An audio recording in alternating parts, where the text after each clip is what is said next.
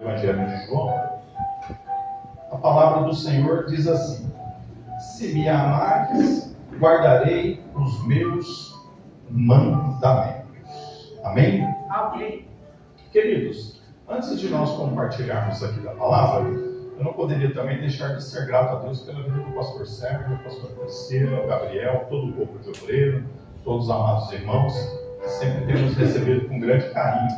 Obrigado. E para mim também é uma grande alegria poder fazer uso da palavra do Senhor nesta noite aqui juntamente com os irmãos. Amém? Louvo a Deus também pela vida da minha digníssima esposa, que hoje pode vir me acompanhando. Às vezes ela fica impossibilitada por conta dos seus compromissos profissionais, mas aprove hoje o nosso Deus me conceder essa alegria, né? De ela estar aqui ao meu lado, porque eu tenho certeza que pelo menos um glória a Deus eu vou ouvir, que vai ser ela. Porque se ela não puder, chega em casa e a gente conversa, não é, pastor?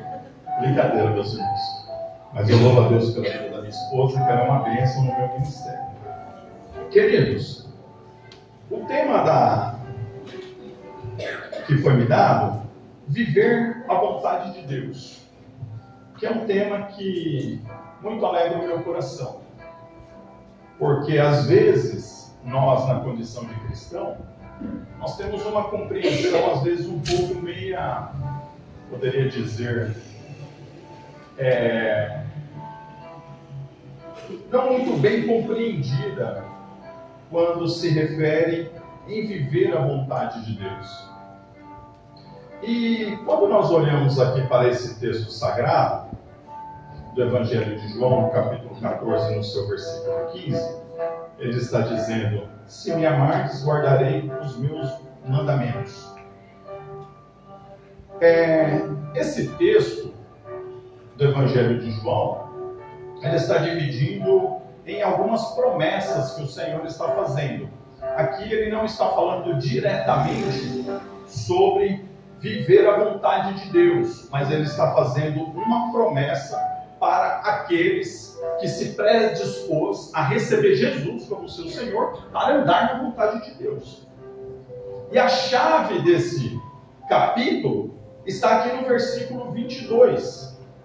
Versículo 22, mantenha a sua Bíblia aberta, por gentileza, que nós vamos aqui fazer uma mensagem um tanto expositiva. Quero aqui de uma forma bastante expositiva e falando com os irmãos acerca desta passagem. O versículo 22 fala assim: disse-lhe Judas, não o Iscariote: Senhor, por que pretendes manifestar-se a nós e não ao mundo? Ele fez uma pergunta. Aí Jesus responde. Olha a pergunta que Jesus responde. Respondeu-lhe Jesus no versículo 23: se alguém me ama, guarda a minha palavra. Meu Pai o amará e viveremos para ele e nele faremos morada. Queridos irmãos, quando nós falamos acerca de andarmos na vontade de Deus, o significado da palavra andarmos na vontade, na nossa definição do nosso dicionário, ela traz o seguinte: vontade significa desejo, você ter um certo desejo, ou inspiração, ou gosto, ou interesse, ou propósito. Então, quando nós se referimos a andarmos na vontade de Deus, dentro da definição do nosso vocábulo, está dizendo que significa você ter uma inspiração, um gosto, um interesse ou um propósito. O que ele quer dizer?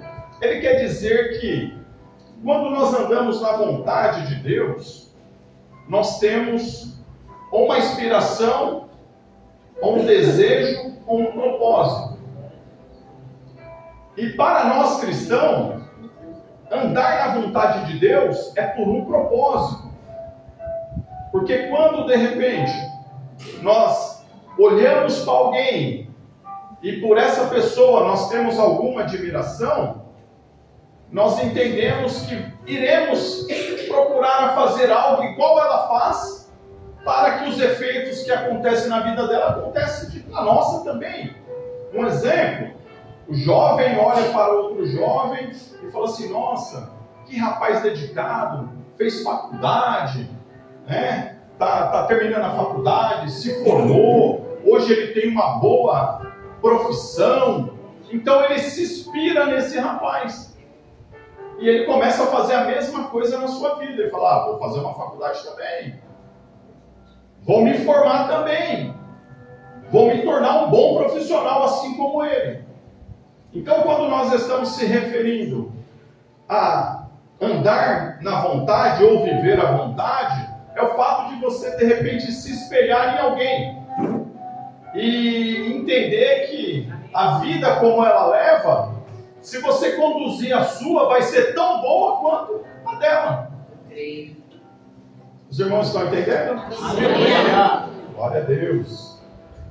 Então, queridos e amados irmãos, quando nós, na condição de cristão que somos, entendemos que andar na vontade de Deus é nós entendermos que tudo que Deus faz, tudo que Deus fala e tudo que Deus realiza é melhor do que as nossas vontades. É verdade.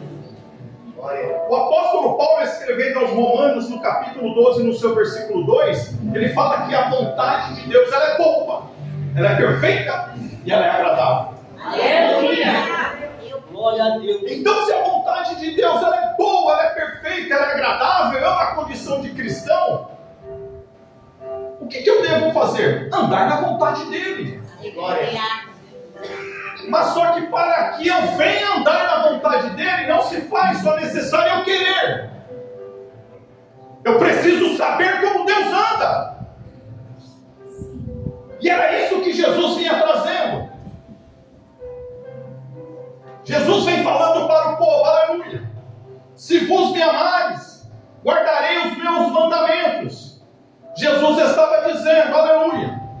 Se vocês têm pretensões de ir para onde eu estou indo, porque esse é o objetivo do texto, ele está falando de uma vida eterna, e através dessa vida eterna, para aqueles que o aceitaram, ele está falando, eu estou te dando uma promessa. Aleluia!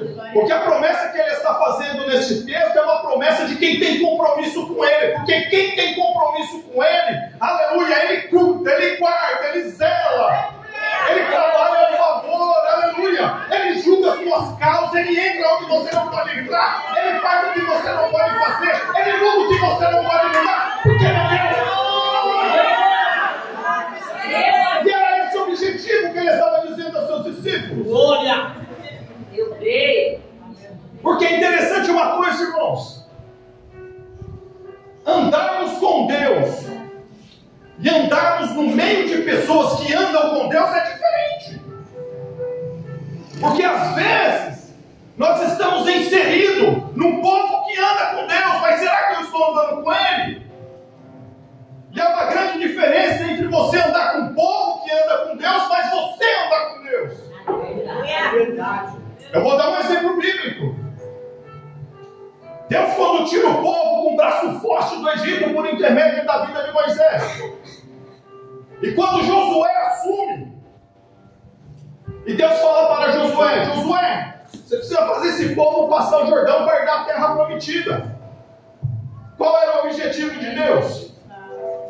Era levar esse povo para um lugar melhor. Qual o objetivo de Jesus? É nos levar para um lugar melhor. Aleluia. Mas só que entre chegarmos nesse lugar melhor, aleluia, existe um espaço. O povo, quando saiu do Egito para a terra prometida, existia um caminho a percorrer. Porque entenda nessa noite, queridos, a vida cristã, ela tem os 4 pilares. Salvação, Deus te salvou, Deus te libertou, Deus te redimiu e Ele te santificou. Aleluia. Para a eternidade. Mas só que entre a salvação, a libertação, a redenção, a santificação, existe um trajeto, aleluia, a percorrer para chegar na terra prometida.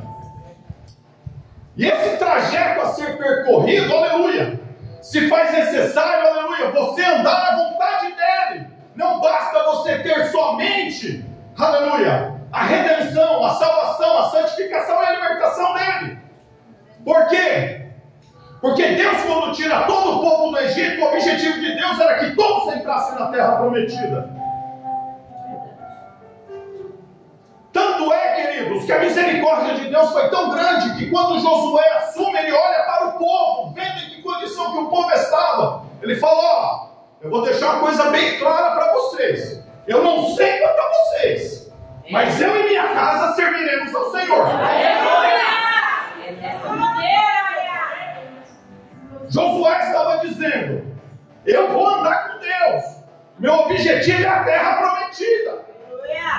E é tão interessante, queridos, que muitos que andavam com que Josué andava com Deus, viviam milagres.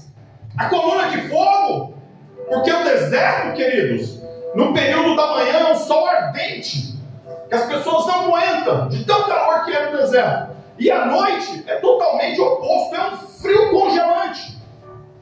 E Deus, por misericórdia, no período que eles peregrinavam pela manhã, o Senhor mandava uma nuvem, para que o sol não molestasse o povo. E à noite, Ele mandava uma coluna de fogo para aquecer o povo. Ou quando eles estavam acampados, ou quando eles estavam peregrinando. Quando o povo, aleluia, tinha necessidade de alimento, Deus supria. Aleluia. Aleluia. O povo andava, queridos, e na medida que eles cresciam, a roupa ia crescendo junto do corpo. Coisa linda. E não se consumia. Mas só, querido, que aí tem uma parte que é o que me entristece. A maioria dessas pessoas não andavam com Deus. Eles viviam esses privilégios porque andavam com pessoas que andavam com Deus. É dessa maneira. O que o Espírito Santo quer que você entenda? Se você não andar com Deus, você pode até viver o favor deles no meio das pessoas que andam com Deus. Mas só que vai ter um momento onde está inserido nesse texto que você não vai poder entrar onde que o povo que anda com ele entra. E essa é a grande preocupação de Deus para com a igreja do século 21. Porque o povo, aleluia, na medida que eles peregrinavam, eles olhavam somente para os seus momentos que eles passavam, mas eles não conseguiam enxergar o futuro. E o que Deus tem para mim, para a tua vida, não é no teu começo, nem no teu meio, é no fim, aleluia! Guarda-te, para que vá até o fim. Porque, queridos e amados irmãos, se nós não entendermos como igreja, que Jesus Cristo ressuscitou dentre os mortos, aleluia, se nós não crermos nisso, que Jesus ressuscitou dentre os mortos, vã é a nossa fé e vã é a nossa esperança. Verdade. Porque quando o Senhor está fazendo essa promessa, Jesus está fazendo essa promessa, Ele está dizendo: na medida que vocês estão andando comigo, vai acontecer algo que vocês também irão passar por ele.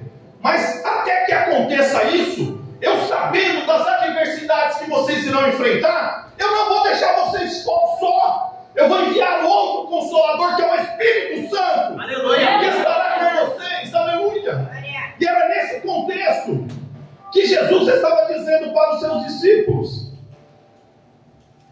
que Ele haveria fazendo uma promessa, porque você tem compromisso comigo. Pelo fato de você ter compromisso comigo e quer andar comigo e quer chegar aonde? Aleluia. Eu cheguei.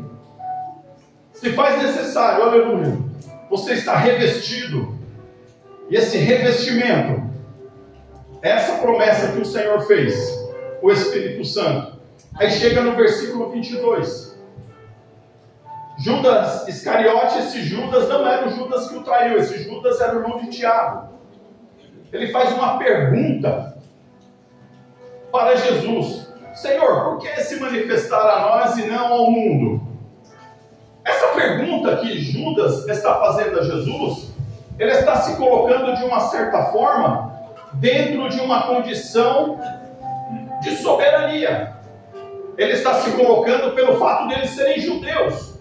Ou seja, ele estava dizendo para Jesus: O Senhor está se manifestando a nós para que as demais nações saibam, aleluia, que nós somos uma nação poderosa. Glória. Por que nós somos uma nação poderosa? Porque o nosso Deus é conosco e as demais nações têm que respeitar e têm que tremer. Nesse contexto que Judas, irmão de Tiago, estava perguntando para Jesus, por isso que o Senhor está se manifestando a nós e não ao mundo. Aí Jesus, de uma certa forma, aleluia, traz a clareza dele, aleluia, que a salvação veio pelo povo judeu, aleluia. Se fazia necessário que a salvação viesse pelo povo judeu, mas que todo mundo também seriam alcançados. Aleluia! Aí é onde que ele fala no versículo 23. Respondeu-lhe Jesus, se alguém me ama, não está falando se o judeu me ama, alguém, qualquer ser humano, não importa sua condição social, não importa a sua cor, não importa, aleluia, a sua intelectualidade, não importa, se me ama, será amado pelo meu Pai. Glória. O segredo é amar. Aleluia. E Jesus deixa isso claro para eles. O segredo é amar. Se me ama, será amado pelo meu Pai. E o que nós, como igreja, precisamos compreender, queridos, que o viver a vontade de Deus, ela está atrelada, aleluia, a privações. Por que está atrelada a privações? Porque o Senhor falou, Pai, eu peço que o Senhor não vos tire do mundo, mas que o Senhor vos guarde. E quando nós vamos lendo os versículos posteriores, o Senhor vai dizer que esse mundo, esse sistema, quando ele se refere ao mundo, ele se refere ao sistema. Esse sistema jaz no maligno. Ou seja, esse sistema irão vos aborrecer. Se fizeram isso com os profetas que foram antes de vós, imagina convosco. Então esse sistema vai vos aborrecer. Mas para que vocês vejam, amados e queridos irmãos, aonde vai a misericórdia de Deus? Que o mundo ainda não entrou num caos por causa da igreja. É por causa da igreja, aleluia, que o mundo não entrou num caos. Pela misericórdia de Deus, pela minha vida, pela tua vida, pelo cuidado de Deus. Porque se esse sistema entra no caos, aleluia, num total caos, o que seria de nós? Por isso que a palavra do Senhor nos fala que a misericórdia de Deus é a causa de não sermos consumidos. Quando ele está falando que a misericórdia de Deus é a causa de não sermos consumidos, ele está dizendo, Deus está segurando o mundo, aleluia, para que você não sofra com esse sistema que quer nos sufocar. Aleluia. Agora é interessante, queridos, que dentro desse contexto, o mundo, por conta da igreja, gosta de alguns favores. Agora o mundo irá entrar na eternidade? Não, porque não andam com Deus. Estar inserido com o povo que anda com Deus é uma coisa, andar com Deus é outra, totalmente diferente.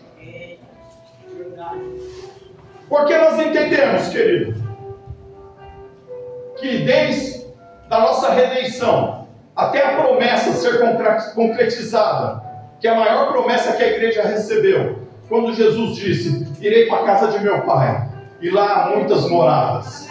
Aleluia. E eu vou voltar para te buscar, para que aonde eu esteja, vós estejais também. Oh, glória! Aleluia! Essa promessa que Jesus está fazendo, que quando você anda com Deus, você vai alcançar esse objetivo, é sobre a nossa eternidade que ele está se referindo. Ele não está se referindo, aleluia, que o andar com Deus vai nos trazer ou nos abdicar de dificuldades que iremos enfrentar. Mas o importante, querido, é que quando você anda com Deus e você ouve a voz de Deus e deixa Deus agir ao teu favor, Ele é poderoso, aleluia, para julgar as tuas causas. Aleluia! Por quê, amados? Qual a dificuldade que a igreja tem às vezes de andar com Deus? Porque ele não entende que a vontade de Deus é melhor do que a minha, que a vontade de Deus é boa, perfeita e agradável. Nós queremos andar na vontade de Deus, mas fazendo a minha. E uma vez que eu quero andar na vontade de Deus sendo feito a minha, então eu não estou andando na vontade de Deus.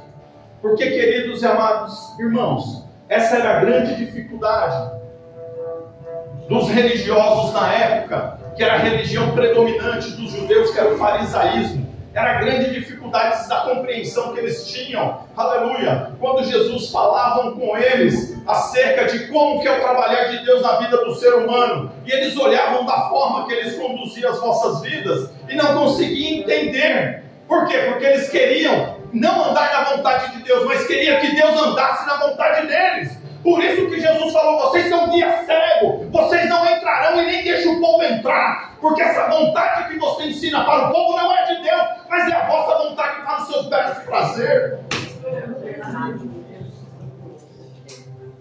Porque, queridos, quando nós andamos na vontade de Deus,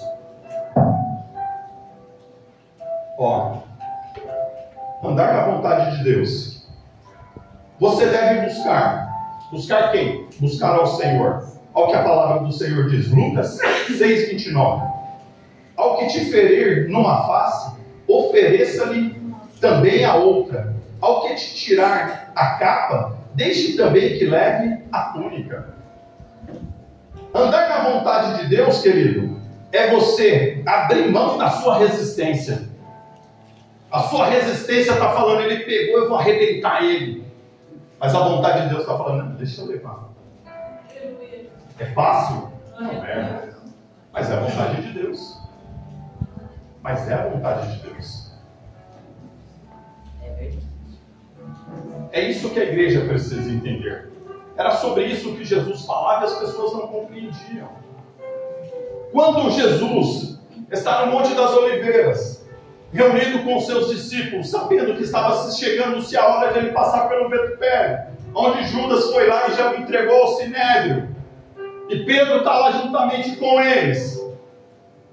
Aí chega lá Judas como uma comitiva de soldado do Sinédrio. Aí Judas vai lá e trai ao Senhor com o ósculo. Os soldados vão e prendem. Pedro arranca a espada e dá na orelha de Malco. Jesus: ô Pedro, o que é isso, rapaz? Abaixa essa espada. Se com ferro ferir, com ferro será ferido. Por que Pedro agiu dessa forma? Porque, segundo a história, dizem que Pedro vinha da linhagem dos Iscariotes. Dos Zelotes, perdão. A tribo dos Zelotes era a tribo que queria tomar o poder de Jerusalém dos romanos na força. Porque eles achavam que era dessa forma que Deus haveria de trazer libertação. Aí vem Jesus falando: não! É no amor! Porque para onde vocês estão indo não é para Roma, mas é para o céu! Vai para o céu, irmão, é sem espada! Vai para o céu é na oração! Vai para o céu é perdoa, Pai, que ele não sabe o que ele faz! Essa é a vontade de Deus! É fácil, não é, queridos? Mas essa é a vontade de Deus! Porque para entrarmos aonde Jesus já entrou, é só na vontade de Deus. É verdade. E para que isso, queridos, nós conseguimos, se faz necessário comunhão. Comunhão com quem? Com Deus. Olha o que a palavra do Senhor diz. Sofonias 2,3. Buscar ao Senhor, vós todos os mansos da terra. Quem busca a Deus é manso, irmão. Quem é bravão não quer saber de Deus, não. Jeremias não falou que vocês querem resolver as coisas na força do vosso braço? Jeremias falou: vocês querem resolver as coisas tudo na força do vosso braço? Maldito é o homem que confia na força do vosso braço. Porque uma coisa é fato, irmãos.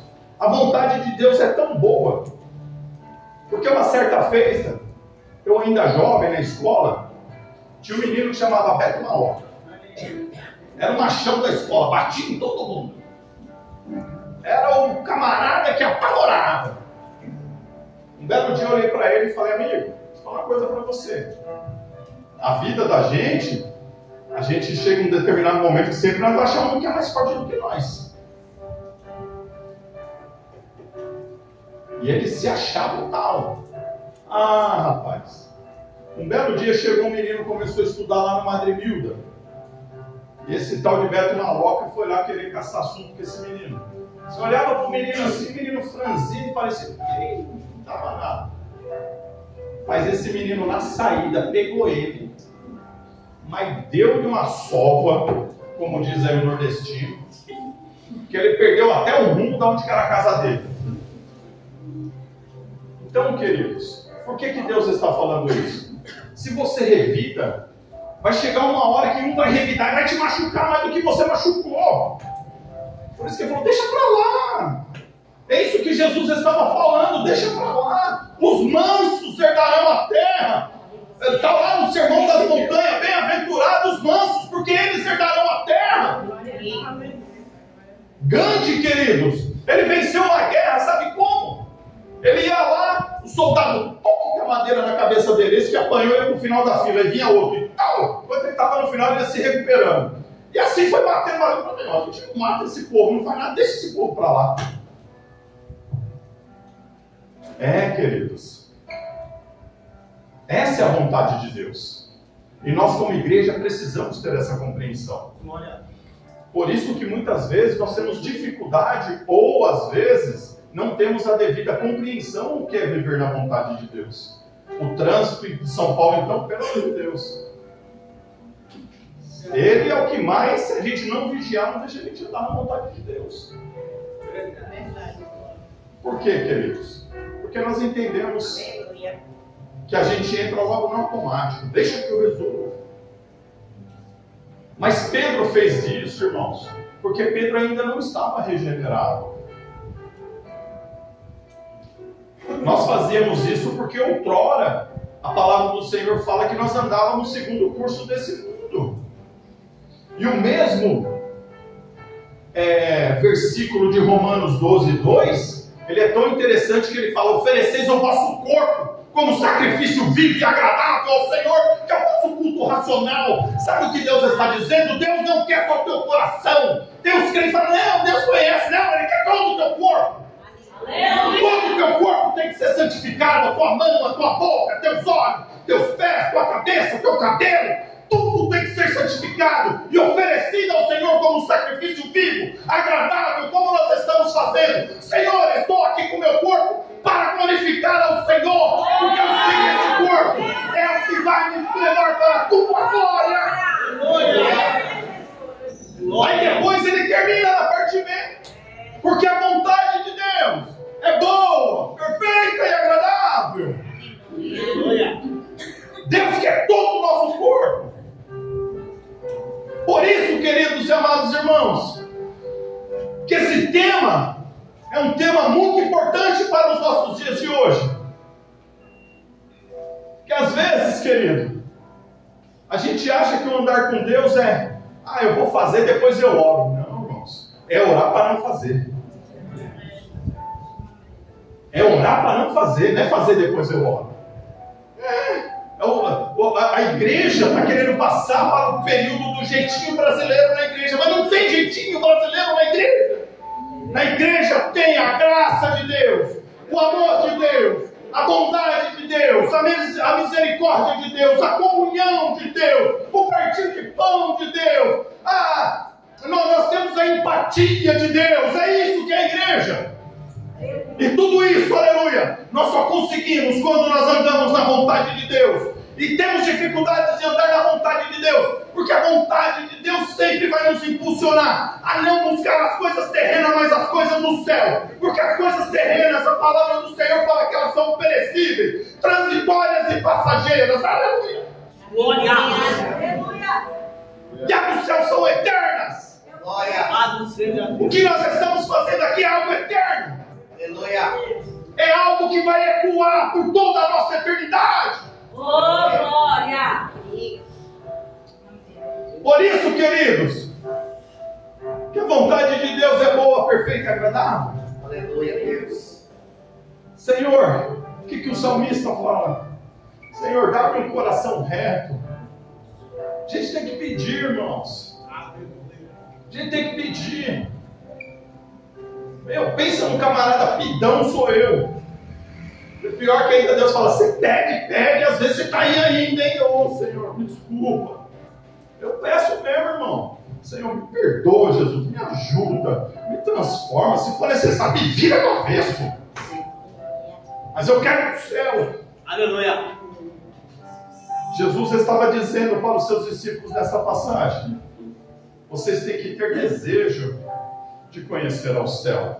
Você tem que ter desejo de querer estar lá. Irmãos, eu conversando com um jovem esses dias, eu falei, meu Deus, eu não sei se eu dou risada, se eu mando ele ajoelhar para me orar. Eu conversando com ele, ele falou, não, pastor, Jesus não pode voltar agora não, eu nem casei ainda. Eu falei, filho, mais um motivo para você pedir para Jesus voltar. Porque você acha que casamento é bom porque você não casou. Eu sou casado, eu sei. Pode ter certeza que o céu é melhor do que o casamento. Olha a mentalidade dos crentes, queridos. Ah, Senhor, não pode voltar agora não, nem comprei minha casa ainda. Meu irmão, você vai morar em mansão celestial. Para com casa terrena. Ai, Senhor, não volta não, eu nem troquei meu carro. E eu nem quero, porque se para mim trocar também eu tenho que pegar um cargueiro desse tamanho. Deixa de acreditar mesmo. Está vendo, queridos, como a vontade de Deus é contraditória às nossas? Olha como é contraditório. Por isso que nós temos muitas vezes de pastor, mas eu tenho que levar uma vida de sofrimento. Não, irmão. Você não vai levar uma vida de sofrimento, não. Porque a palavra do Senhor já foi falada nessa noite em Mateus 3,36. Buscar o reino de Deus e a tua justiça. E todas essas demais coisas vos serão acrescentadas. Isso é a promessa de Deus. Você busca o reino e o reino age ao teu favor. Aleluia. Ele sabe. O que minha esposa falou para mim esses dias atrás, que é interessante, que eu costumo dizer, irmãos. Meu horário está indo aqui. Existem coisas que a gente precisa virar certas chaves. Ela falou para mim assim, muito sábia, falou, entenda, Deus não vai dar o que você quer, Deus vai te dar o que você necessita. Ô, glória.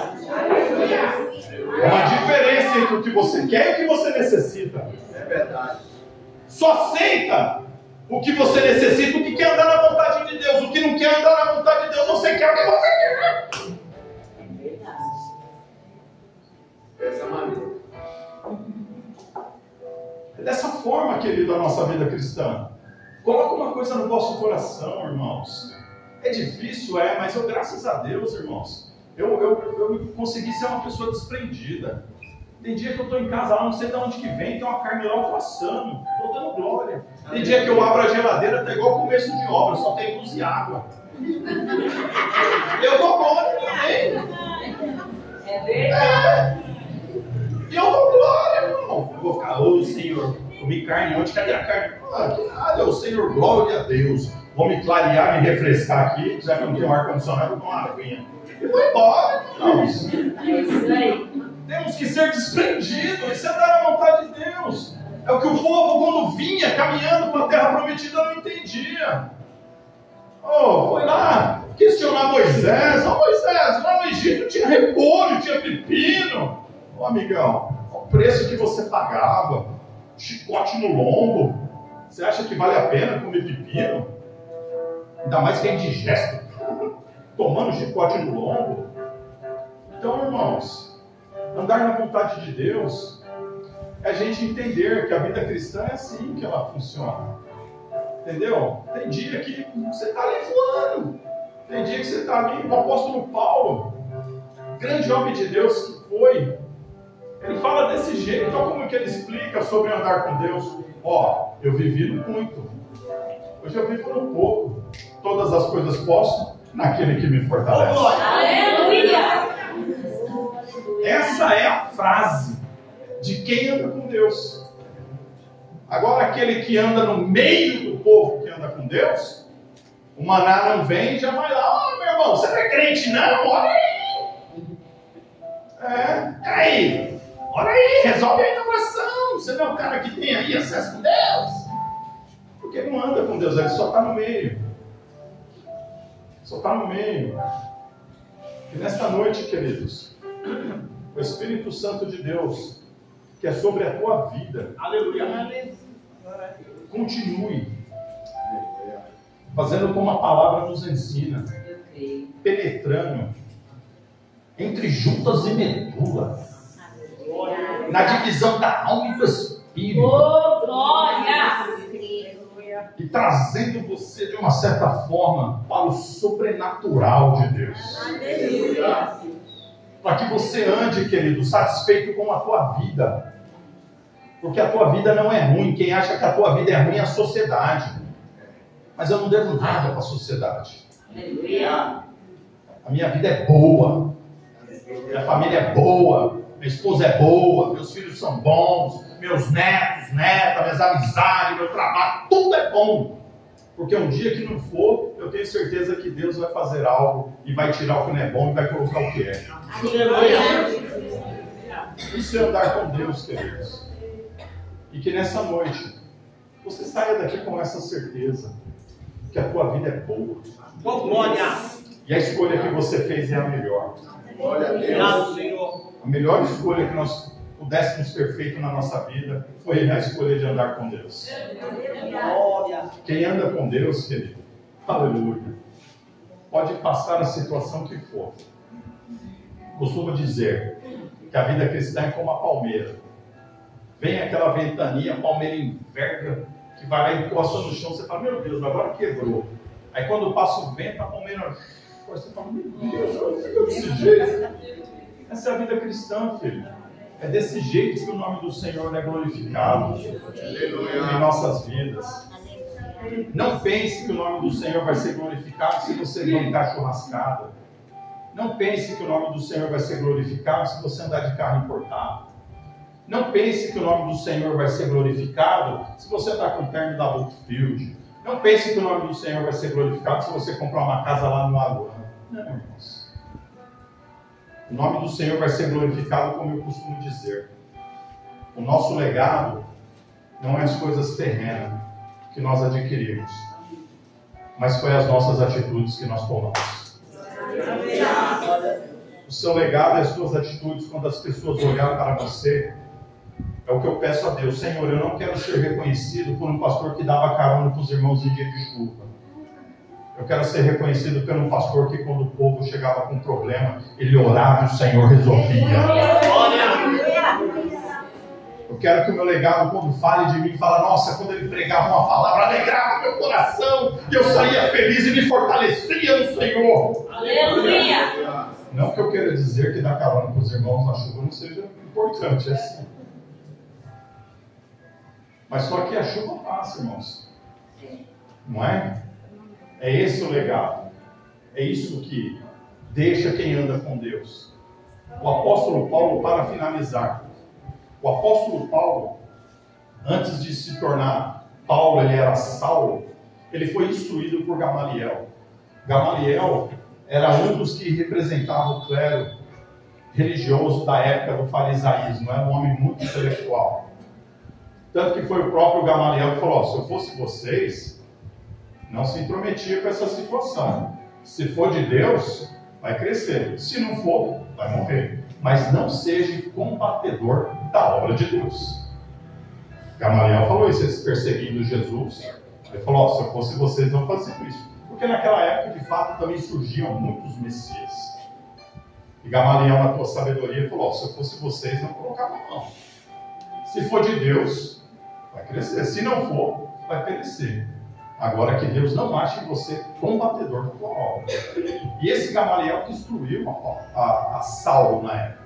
E Saulo, queridos, ele era fazedor de tendas. Era como se fosse um engenheiro nos dias de hoje. E ele tinha uma boa posição financeira e uma boa posição também na sociedade. Porque Paulo, ele apelou a Roma porque ele tinha dupla cidadania. Ele se alistou no exército romano e por se alistar ele ganhou o direito também de ser reconhecido como cidadão romano. Assim como o americano. Hoje, se você for aos Estados Unidos e se alistar no exército americano, não importa o país, ele te dá um green card. Você passa a ser cidadão americano. É a única forma que você tem rápido de pegar a cidadania americana, o green card. E Paulo fez isso, então ele tinha a cidadania romana, porque ele se alistou no exército romano. Mas só que Paulo, ele também frequentava o farisaísmo, ele era fariseu, tanto que ele fala assim, na religião fui fariseu. Era hebreu de hebreu, meu pai e minha mãe eram hebreia, sou 100% judeu, e na religião fui fariseu. Ou seja, ele praticava o farisaísmo, que era a religião predominante. E Saulo, nessa época, ele era um homem temente a Deus. Tanto que ele era temente, que Gamaliel falou isso, porque ele começou a perseguir os cristãos, ele pedia carta para querer matar os crentes. Por isso que Gamaliel falou isso, falou, se essa obra for de Deus, que ele não acha como você como combatedor da obra dele. E Deus sabia do coração de Saulo. Tanto que quando ele pede carta para descer a Damasco, que ele encontra com o Senhor foi lá e encontrou com ele. E transformou a vida desse homem. Não transformou a vida desse homem. Só mostrou para ele o que ele não estava enxergando. Dentro da sua religiosidade.